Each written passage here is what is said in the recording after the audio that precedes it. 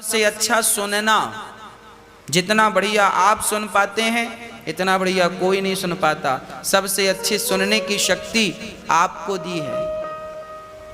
इतनी दिव्य शक्तियां आपके पास भरी हैं, पर फिर भी आदमी रोता है मेरे पास कुछ नहीं। फिर भी रोता है मेरे पास कुछ नहीं। अरे आपको पता है इन आंखों से भगवान को देखा जा सकता है। ये जो आपकी बुद्धि है, ईश्वर ने जो आपको बुद्धिमान बनाया है, आप अपनी बुद्धि से कुछ भी करते हैं। अरे भाई सिंपल है, समझो। सूर्य का प्रकाश है, सूर्य के प्रकाश में चाहो तो गीता पढ़ लो और चाहो तो अखबार पढ़ लो। सूर्य का प्रकाश है, उस प्रकाश से चाहो तो गीता और रामायण पढ़ लो और चाहो तो अखबार पढ़ लो, उपन्यास पढ़ लो। प्रकाश बराबर है। आपको उपयोग किस प्रकार से करना है वो आपकी बुद्धि पर निर्भर करता है कि आप गीता पढ़ेंगे उस प्रकाश में या अखबार पढ़ेंगे उस प्रकाश में। उसी प्रकार आप अपने, आपके पास दिमाग तो दिया विधाता ने, आप बुद्धिमान तो हैं, पर आप अपनी बुद्धि कहाँ लगा रहे हैं?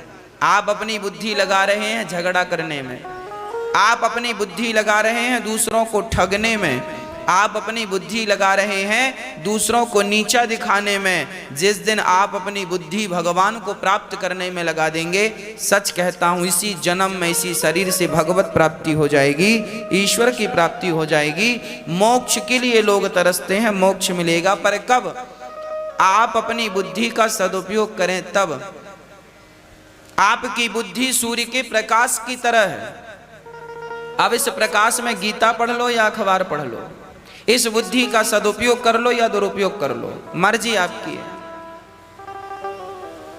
इसलिए जीवन में हमेशा अपनी बुद्धि का सदुपयोग करना चाहिए।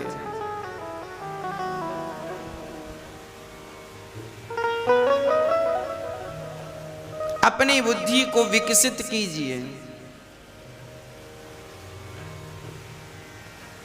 ओसामा लादेन ये बड़े खूंखार आतंकवादी थे दुनिया में। इन्होंने अपनी बुद्धि का उपयोग किया पर दूसरों को कष्ट पहुंचाने में, दूसरों को मारने में, हत्या करने में। इन्होंने अपनी बुद्धि का, भाई बिना बुद्धि का उपयोग किए हुए तो आदमी आतंकवादी नहीं बनता। आतंकवादियों के पास भी बुद्धि होती है और वो बहुत हमसे और आपसे ज्यादा बुद्धि चलाते हैं। पर विडंबना ये है कि उन्होंने बुद्धि चलाई तो सही, दिमाग लगाया तो सही, पर गलत काम करने में लगाया तो क्या परिणाम हुआ? उनकी बुद्धि से निर्दोष जनता मारी गई, निर्दोष लोग मारे गए। वो पाप के, उनकी बुद्धि ने उन्हें पाप का भागी बना दिया। और विधाता ने बुद्धि मुझे भी दे रखी है। लादेन, ओसामा और जितने भी आतंकवादी हैं उन्होंने भी बुद्धि चलाई, दूसरों को कष्ट देने के लिए बुद्धि चलाई। बुद्धि तो हम भी चलाते हैं। हमारी बुद्धि जब चलती है तो हमारी बुद्धि परमार्थ करने के लिए, दूसरों का सहारा बनने के लिए चलती है। बुद्धि विधाता ने सबको दी है, दिमाग विधाता ने सबको दिया है। उस दिमाग का आप उपयोग क्या करते हैं? उस बुद्धि का प्रयोग क्या करते हैं? कोई अपनी बुद्धि, अपना बल किसी को नीचा दिखाने के लिए, किसी का पांव पकड़ के खींचने के लिए अपनी बुद्धि का प्रयोग करता है, तो कोई अपनी बुद्धि का प्रयोग करके उसका हाथ पकड़ के उसे गड्ढे से खींच लेता है। कोई गड्ढे में गिराने के लिए बुद्धि का प्रयोग कर रहा है, कोई गड्ढे से निकालने के लिए बुद्धि का प्रयोग कर रहा। विधाता ने बुद्धियां सबको दी हैं। आप भी अपनी बुद्धि का सदुपयोग करेंगे तो जीवन में कभी दुखी नहीं रहेंगे। पर बुद्धि का लोग, अपने दिमाग का लोग, अपने शक्तियों का लोग दुरुपयोग करते हैं।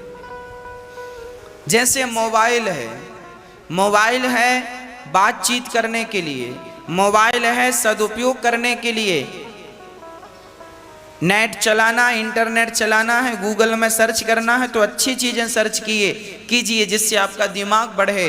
पर लोग उसका सदुपयोग कम करके उसका दुरुपयोग ज्यादा करते हैं। दिन भर फेसबुक चलाते हैं, दिन भर व्हाट्सएप चलाते हैं, दिन भर उल्टी सीधी चीजें देखते हैं। इसका अर्थ क्या हुआ? आप अपनी शक्ति का दुरुपयोग कर रहे हैं। उसी प्रकार परमात्मा ने आपकी खोपड़ी को भी गूगल बनाया है। आपकी खोपड़ी भी किसी गूगल से कम नहीं है। आपके पास बहुत दिमाग है, आपके पास बहुत कुछ है सोचने के लिए, समझने के लिए, करने के लिए, पर आप अपना दिमाग केवल गलत जगह लगाते हैं। आप अपना दिमाग गलत सोचने में और गलत करने में खर्च करते हैं। आज हम लोगों को देखते हैं, लोग किसी का पांव पकड़ के खींच रहे हैं, किसी को बढ़ते हुए देखकर परेशान हैं। यहां दिमाग मत लगाइए, दिमाग यहां लगाइए आप अपने आप को सफल कैसे बनाएं। आप पूरा फोकस अपने आप में कीजिए। आप कैसे सफल बनेंगे, आपके पास कैसे दो पैसे आएंगे, और आपके पास पैसे आएंगे तो आप उसका क्या प्रयोग करेंगे, क्या उपयोग करेंगे। आप सदा पॉजिटिव रहिए, सदा अच्छा सोचिए, अच्छा करिए। जब सबके हित का आप सोचेंगे, सबका हित करेंगे, तो आपका यह दिमाग, आपकी यह बुद्धि सफल हो जाएगी। इसलिए ईश्वर की ये जो दिव्य शक्तियां हैं हमारे पास, हम उनका सिर्फ दुरुपयोग करते हैं, इसलिए परेशान हैं, इसलिए परेशान हैं। हमारे पास देखने की शक्ति है, पर हम देखते क्या हैं? उल्टी सीधी चीजें देखते हैं, किसी का झगड़ा देखते हैं। कथा आज तो ठीक है, आज कथा हो रही है, आप लोग कथा सुन रहे हैं और कथा को देख रहे हैं, है ना। पहले के जमाने में मैंने सुना गांव में नाचने वाली आया करती, जो पूरा गांव जाके देखा करता था, नचनिया आई है नाचने के लिए। मंदिर में इतनी भीड़ नहीं लगती थी जितनी भीड़ उस नाचने वाली को देखने के लिए लगती थी। तो भगवान ने आंखें दी हैं, अब इन आंखों से चाहो तो भगवान की आरती का दर्शन करो, भगवान का दर्शन करो, चाहे किसी वैश्या के नाच का दर्शन कर लो। आंखें तो हैं और दोनों काम हो रहे हैं, पर कौन सा सही है कौन सा गलत है ये निर्णय आपका है। सूर्य के प्रकाश में गीता पढ़नी है कि अखबार पढ़ना है, मर्जी आपकी। कान आपके हैं, इन कानों से किसी की निंदा सुननी है, बुराई सुननी है, चुगली सुननी है, या सिर्फ भगवान की चर्चा सुननी है, मर्जी आपकी है। आज लोगों को निंदा सुनने में, बगल वाले की, पड़ोसन की, पड़ोसी की बुराई सुनने में बड़ा मजा आता है। और सुनाओ क्या हुआ, और सुनाओ फिर क्या हुआ। खोद खोद करके लोग पूछते हैं क्या हुआ, बताओ क्या हुआ, बड़ा स्वाद मिलता है। अरे भाई, पड़ोसी कैसा है, पड़ोसन कैसी है, आपको क्या करना, आप कैसे हैं, इस बात पे विचार कीजिए। जो समय किसी की निंदा और किसी की बुराई में जा रहा है, वो समय आप भगवान की चर्चा, कथा सुनिए, कुछ अच्छा सुनिए, ताकि आप कुछ अच्छा कर पाएं अपने लिए।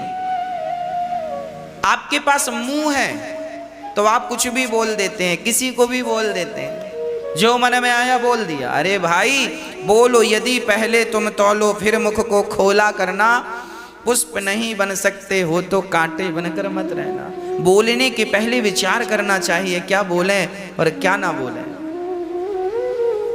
इसलिए आपका काम है, परम कर्तव्य है कि आप अपनी वाणी से कभी किसी की निंदा ना करें, आप चुगली ना करें, आप केवल भगवान की कथा सुनाएं और भगवान की कथा सुने। अपने इंद्रियों का, अपने शरीर का यही सदुपयोग है कि हमारी समस्त इंद्रियां, हमारा समस्त शरीर भगवान की सेवा में लगे, समाज की सेवा में लगे, भारत माता की सेवा में लगे। यही हमारे शरीर की, हमारी इंद्रियों की सार्थकता है। यदि आप ऐसे हैं कि अपनी आंखों से, अपनी वाणी से, अपने कान से, अपने मन से, अपने शरीर से सबका हित चाहते हैं, तो आपका कभी अहित नहीं होगा, ये लिखित में आप हमसे ले लीजिए। और आपने मन से, वाणी से, कर्म से किसी का गलत किया तो आपका हित हो नहीं सकता, ये भी लिखित में आप लीजिए।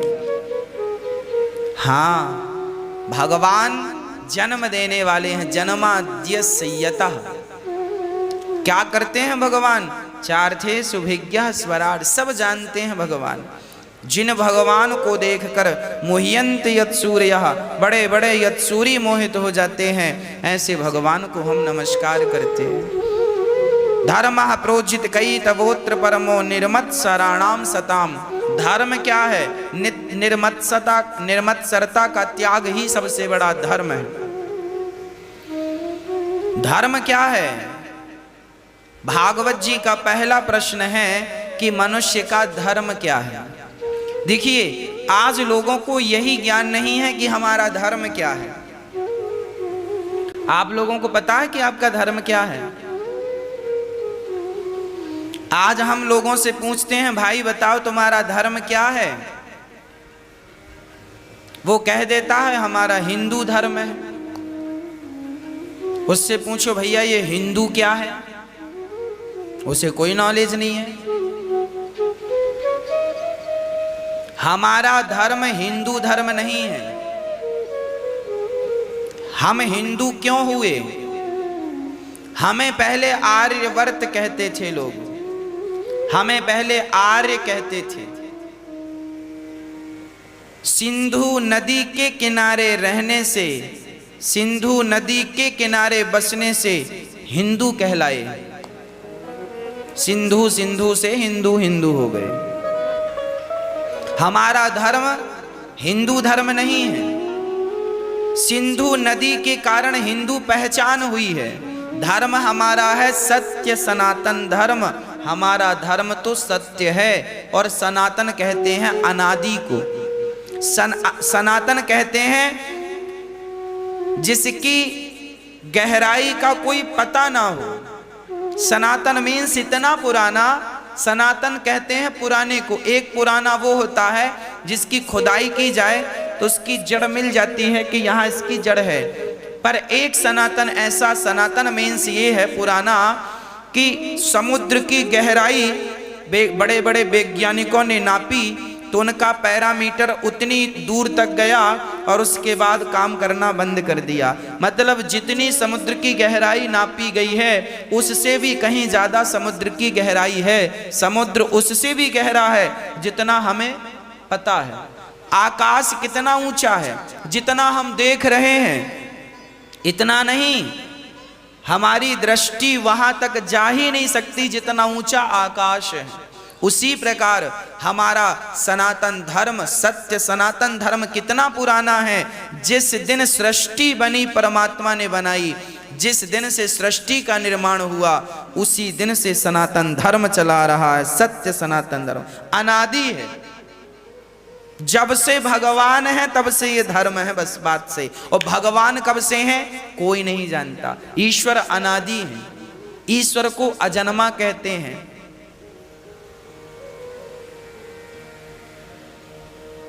सत्य सनातन धर्म हमारा धर्म क्या है? सत्य सनातन धर्म। हमारा धर्म क्या है? सत्य बोलना। हमारा धर्म क्या है मेरी माँ? सत्य बोलना। आज लोग सत्य नहीं बोलते, कहते हैं हम हिंदू हैं और सत्य बोलते नहीं।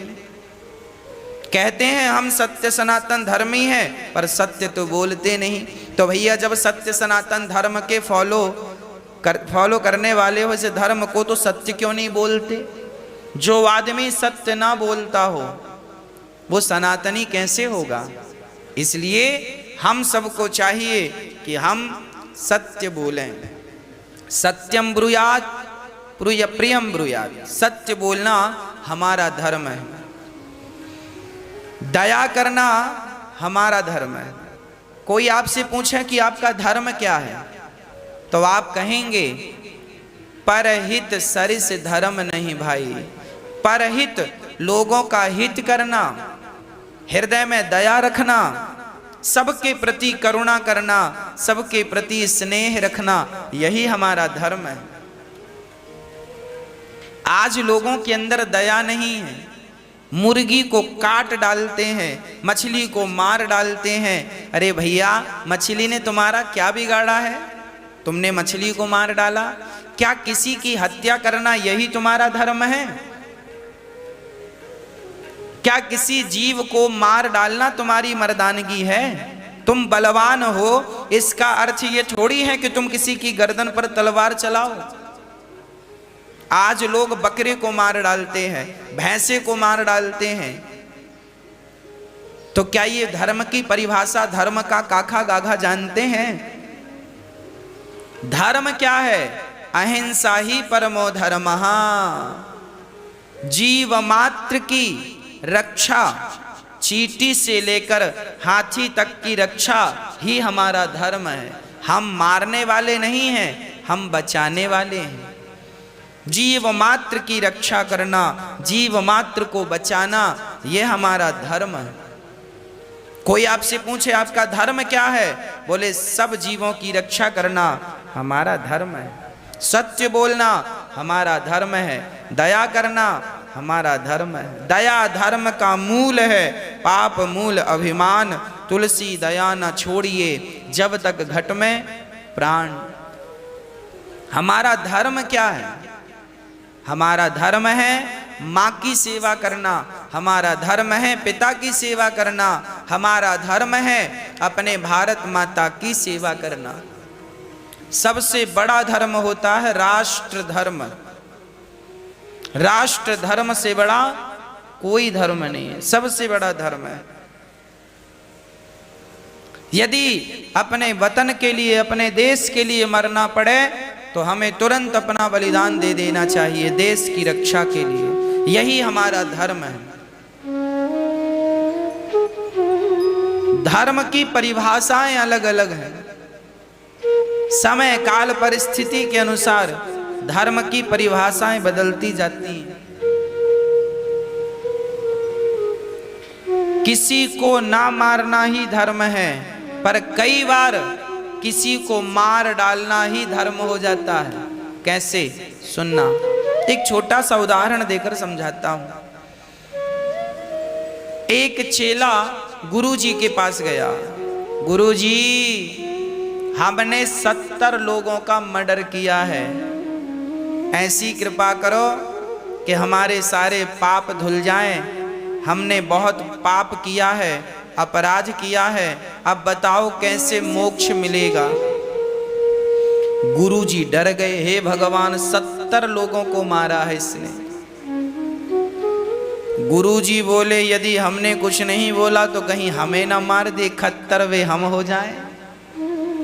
तो गुरुजी ने कहा, सुनो, ये काला झंडा लो और ये सूखा बांस लो और जाओ सारे तीर्थों का भ्रमण करो। जिस तीर्थ में तुम्हारा काला झंडा सफेद हो जाए और सूखा बांस हरा हो जाए, समझ लेना कि तुम्हारे पाप धुल गए। वो चेला गया, चारों धाम गया, सारे तीर्थ गया, सारे तीर्थ करके देखा, सब गंगा स्नान किया, गंगा सागर नहाया, पर उसका झंडा कहीं भी सफेद नहीं हुआ। बहुत समय तीर्थों में गुजारा पर झंडा सफेद ही ना हो। बड़ा परेशान हुआ। जा रहा हूं गुरुजी से पूछूंगा। चला, गुरुजी से मिलने जा रहा था कि एक जंगल से गुजर रहा था। वहां एक महिला के चिल्लाने की आवाज आई। स्त्री चिल्ला रही थी, बचाओ बचाओ बचाओ। तो ये आदमी उस स्त्री के पास चला गया।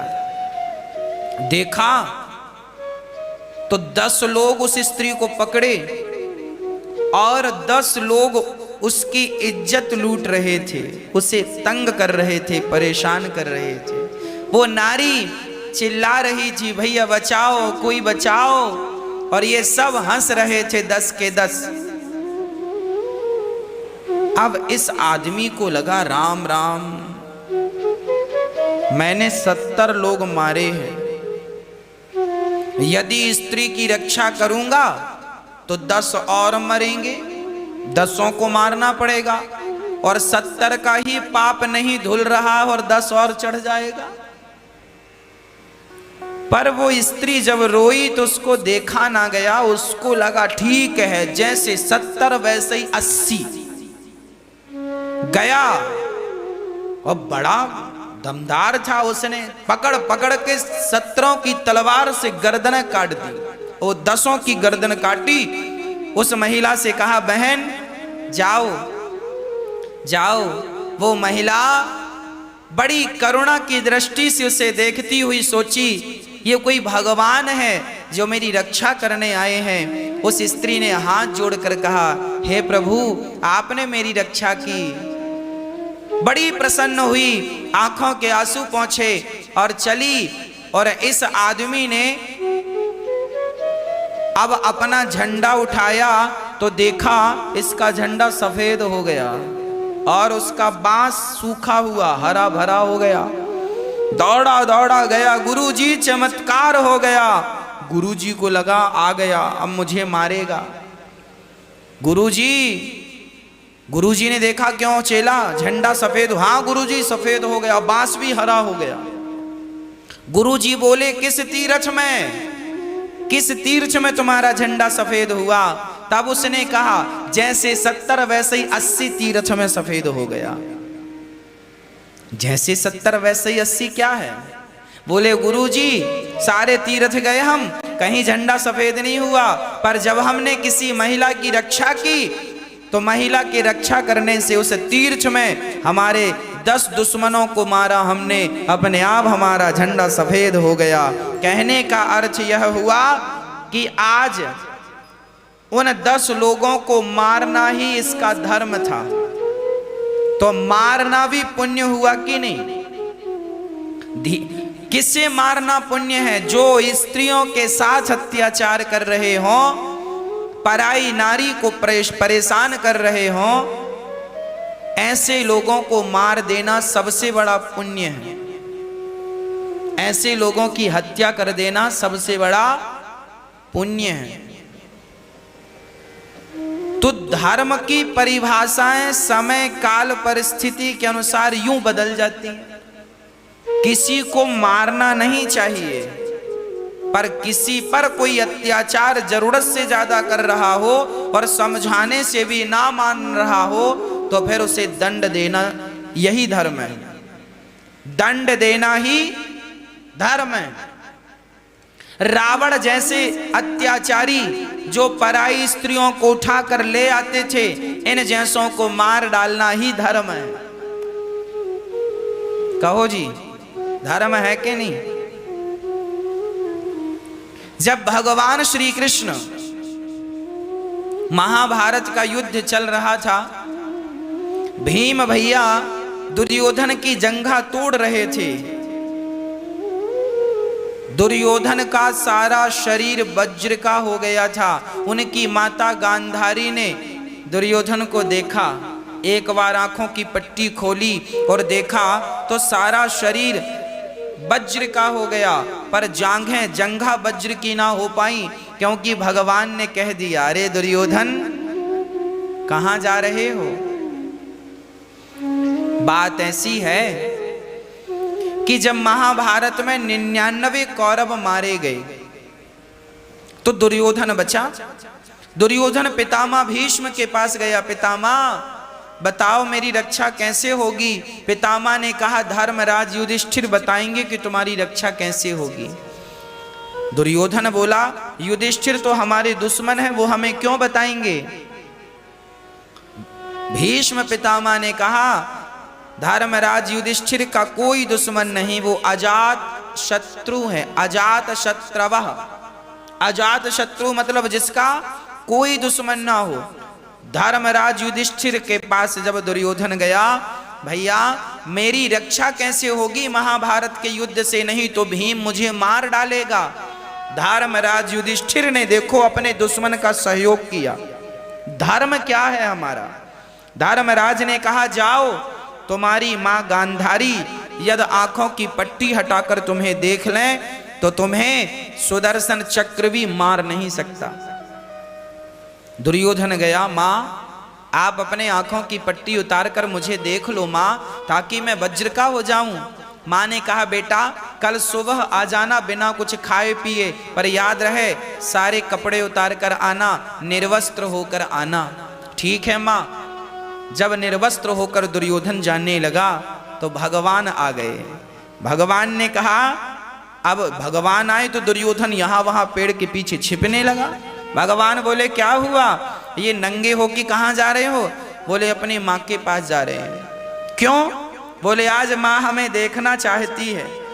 भगवान ने कहा राम राम, आज माँ तुम्हें वर्षों बाद देखेगी और तुम वैसे ऐसे जाओगे, अच्छा लगेगा? अरे माँ ने कहा है निर्वस्त्र आना, वो हमें देखेगी शरीर वज्र का हो जाएगा, आज हम अमर हो जाएंगे। भगवान ने मन में विचार किया दुर्योधन जैसे लोग अमर हो गए तो द्रौपदी जैसी स्त्रियों की लाज तो रोज लुटेंगी। गलत आदमी बलशाली हो जाए और अमर हो जाए तो ये करेगा क्या? यही तो करेगा। भगवान बोले दुर्योधन तुम्हारी माँ के सामने तुम निर्वस्त्र जाओगे, शोभा देगा? माँ ने कहा है कपड़े ना पहनना। अरे भगवान ने कहा कपड़े पहनने का मना किया है, पत्ते लपेटने का थोड़ी मना किया है। तो केले के पत्तों की टॉवेल बना दी भगवान ने, वो ले लो लपेट लो, ये तो ढक लो कमर। उसने भी सोचा बात सही है, माँ के सामने जा रहा हूं, कमर ढक ली उसने अपना केले के पत्ते से। गया, माँ ने कहा बेटा सारे कपड़े उतार दिया? हाँ माँ कोई कपड़ा नहीं है। माँ ने पट्टी खोली, कहा बेटा घूम जाओ। खड़ा खड़ा दुर्योधन घूमता गया, जहां जहां दृष्टि पड़ती गई माँ की वो अंग वज्र का होता गया, परंतु जंघा पर दृष्टि ना पड़ने से दुर्योधन की जंघा कमजोर रह गई। क्यों कमजोर रह गई जंघा? क्योंकि दुर्योधन ने द्रौपदी से कहा था आओ द्रौपदी मेरी जंघा पर, मेरी जांघों पर बैठ जाओ। जब पराई स्त्री को आप ऐसे शब्दों का प्रयोग करते हैं तो आपकी जंघा तो कमजोर होनी ही थी। उसी दिन कमजोर हो गई थी जिस दिन आपने द्रौपदी से कहा था कि आओ मेरी जंघा पर बैठ जाओ। जब दुर्योधन का भीम भैया से युद्ध हुआ तो गदा युद्ध का नियम होता है कि जंघा पे कोई वार नहीं होता।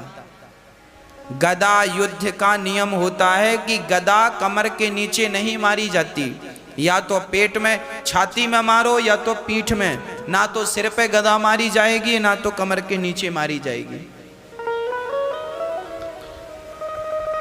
और भीम भैया कमर के नीचे मार रहे थे, जंघा पर मार रहे थे।